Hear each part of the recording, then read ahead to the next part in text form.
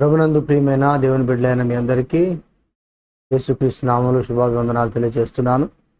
ఈరోజు మన వాగ్దానం, ఆయన తన గాలి విసరజేయగా నీళ్లు ప్రవహించును. ఆయన తన గాలి విసరజేయగా నీళ్లు ప్రవహించును. కీర్తన 147:18 చూద్దాం. చూడండి.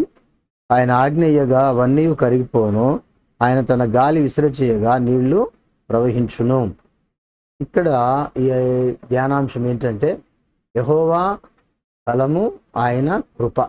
యెహోవా బలము ఆయన కృప. యోబు గ్రంథము 37లో ఒక మాట ఉంటుంది. చూద్దాం. చూడండి. యోబు గ్రంథము 37:10 దేవుని ఊపిరి వలన మంచు పుట్టును, జలముల పైభాగమంతయు గట్టిపడును.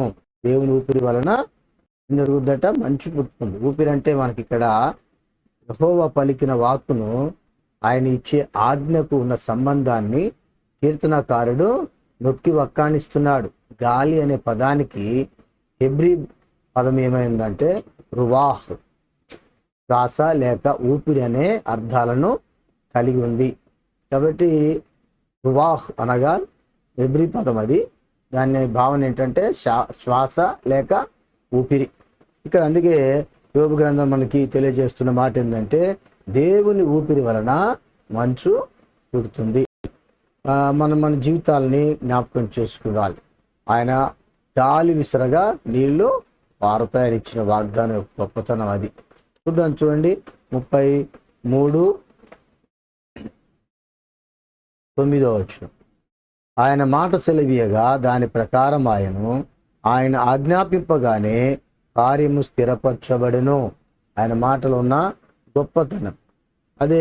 147లోనే మనం ఇంకో మాట కూడా చూడొచ్చు.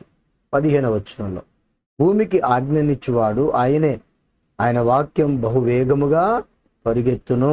భూమికి ఆజ్ఞ ఇచ్చేవాడు కూడా ఆయనే. కాబట్టి ఆయన మాట, ఆయన వాక్యము బహు త్వరితముగా పరిగెడుతూ ఉంటుంది. చూడండి. యోబు గ్రంథంలో కూడా కొన్ని మాటలు మనము చూడగలుగుతాం. 6వ అధ్యాయము యోబు 6:16 మంచు గడ్డలుంట వలనను హిమము వాటిలో పడుట వలనను అవి మురికిగా కనబడు. వేసవి రాగనవి మాయమైపోను, వెట్ట కలగనవి తమ స్థలంను విడిచి ఆరిపోను. ఇక్కడ దేవుని దయగల మాట దేవుని సృష్టిలో ఎంతో గొప్పది. కాబట్టి ఇవన్నీ కూడా కరిగిపోతాయి. పైన మనం చూస్తే 14 ఏవి ఇలా కరిగిపోవటం ఉన్నాయంటే, కృంగిపోయిన వాడు సర్వశక్తులకు దేవుని యందు భయభక్తులు మానుకొనినను స్నేహితుడు వానికి దయచూప తగును.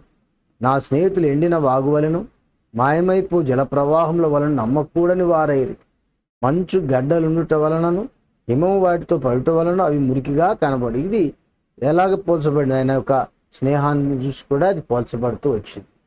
కాబట్టి దేవుని సన్నిధిలో ఆయన మాటలతో పాటు, ఆ మాటలు ఆజ్ఞలతో పాటు మన మధ్య జరిగేటువంటి కార్యాలని జ్ఞాపకం చేసుకోవాలి. ఆయన మాట మాత్రం సెలవిస్తే చాలు, గొప్ప కార్యాలు జరుగుతాయి. 37వ అధ్యాయం యోబు గ్రంథంలో కొన్ని మాటలు చూద్దాం. 10వ ఇందా చదివంగా, దేవుని ఊపిరి వలన మంచు పుట్టును, జలముల పైభాగం అంతా గట్టిపడును.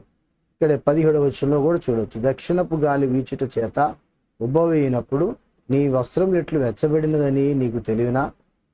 కాబట్టి దేవుని పడగాల్పులను మనం చూడగలుగుతాం. దేవుడు చేసేటువంటి కార్యాలన్నీ కూడా అది కంటికి కనబడవు, చెవికి వినబడవు. 107వ కీర్తన 20వ చరణం. ఆయన తన వాక్కును పంపి వారిని బాగు చేసెను, ఆయన వారు పడిన గుంటలో నుండి వారిని విడిపించెను. దేవుడు తన వాక్కు చేత బాగు. ఆయన అవునుగాక అంటే గొప్ప కార్యాలు జరుగుతాయి. అందుకే కొత్త నిబంధనలో తలితాకుమి చిన్నదానా అన్నదానికి ఎంత గొప్ప కార్యం. కాబట్టి ఆమె విధవరాలు కుమారుడు ఒక పాడిని ముట్టినప్పుడు ఆయన ముట్టగానే చనిపోయిన కుమారుడు లేచి కూర్చున్నాడు.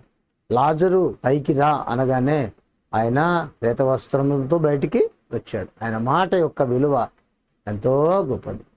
కాబట్టి ఆ మాటను మనం తీసుకున్న వారమై ఉండాలి. దాన్ని ఇక్కడ మనకు ఉపమానంగా చెప్పబడిన మాట ఏంటంటే, ఆయన తన గాలి విసర చేయగా నీళ్లు ప్రవహించును. ఆయన మాట యొక్క గొప్పతనం అది. ఆయన ఊపిరి, ఆయన శ్వాస యొక్క గొప్పతనము అది. కాబట్టి ఆయన యందు విశ్వాసం ఉంచే మన పట్ల ఆయన చేసే కార్యం ఎంతో గొప్పవి. ఆయన మాట మాత్రం సెలవిస్తే చాలు, మన గొప్ప కార్యాలు మన పట్ల జరుగుతాయి. అట్టి విశ్వాసంతో ఆయన్ని వెంబడిద్దాం. దేవుడు అట్టి కృప మనకు దయచేయను గాక. ప్రేమగల తండ్రి, పరిశుద్ధాత్మ దేవా, నీకు స్తోత్రాలు చెల్లిస్తున్నాను.